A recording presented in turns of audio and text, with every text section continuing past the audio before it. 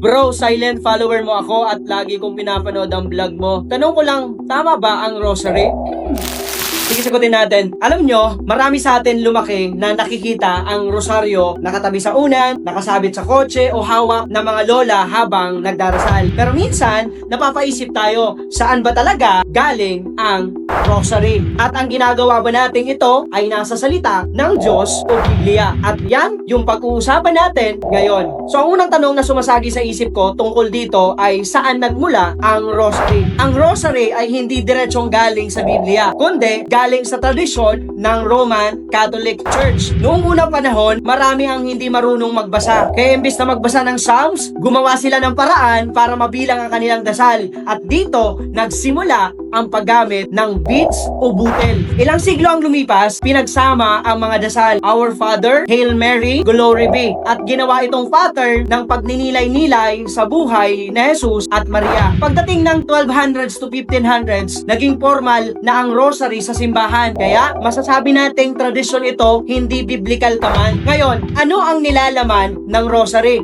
So kapag nagdarasal ng rosaryo, inuulit ang Hail Mary batay sa pagbati ni Anghel Gabriel at pagbati ni Elizabeth. Pero nadagdagan ng Holy Mary, Mother of God, pray for us, sinners, now and at the hour of our death. Itong part na to ay hindi nasa Bible. Our Father, ito ay nasa Bible, Matthew 6:9-13. Pagmumuni-muni sa buhay ni Jesus. Pero ang tanong, bakit inuulit-ulit? Tama ba ito? Matthew 6:7. Sabi ni Jesus, huwag niyong ulit-ulitin ang inyong dasal na parang walang katuturan, gaya ng ginagawa ng mga hintil. Paulit-ulit na pananalangin. Ang bawal ay meaningless repetition. Yung walang puso, walang pag-unawa, automatic na lang. Kaya ang mas malaking tanong ngayon, dapat ba tayong magdasal kay Mary? Ito ang pinakamalaking isyo para sa karamihan. Sa Biblia, si Jesus lamang ang mediator. 1 Timothy 2:5. Si Kristo Jesus ang taging tagapamagitan sa Diyos at sa mga tao. Walang utos sa Biblia na magdasal tayo kay Maria. Ang mga apostol, kahit malapit kay Maria, hindi nagdasal sa kanya. Walang example sa Old Testament or New Testament na nagdasal ang isang mananampalataya sa isang taong namatay na. Pero reverence o paggalang sa kanya, oo, bless siya. Ginamit siya ng Diyos, pero hindi siya tagapamagitan sa pananalangin ayon sa Biblia. So, tama ba ang rosary ayon sa Biblia? Neutral ang sagot. Bakit? May mga bahagi ng rosary na biblikal. Buhay ni Jesus na pinagninilayan. Our Father, pagpapahalaga kay Mary bilang pinagpala, pero may bahagi ring hindi ayon sa Biblia. Pagdasal kay Mary bilang tagapamagitan. Karagdagang panalangin na hindi katuroang biblikal. Pag-uulit na maaaring maging meaningless kung hindi mula sa puso. In short, tradisyon ito, hindi utos ng Diyos. So kung gagawin man, dapat may malinaw na unawa, hindi bilang paraan ng kaligtasan. Dahil ang kaligtasan ay kay Jesus lamang. John 14:6, ako ang daan, ang katotohanan, at ang buhay. Sa dulo ng lahat,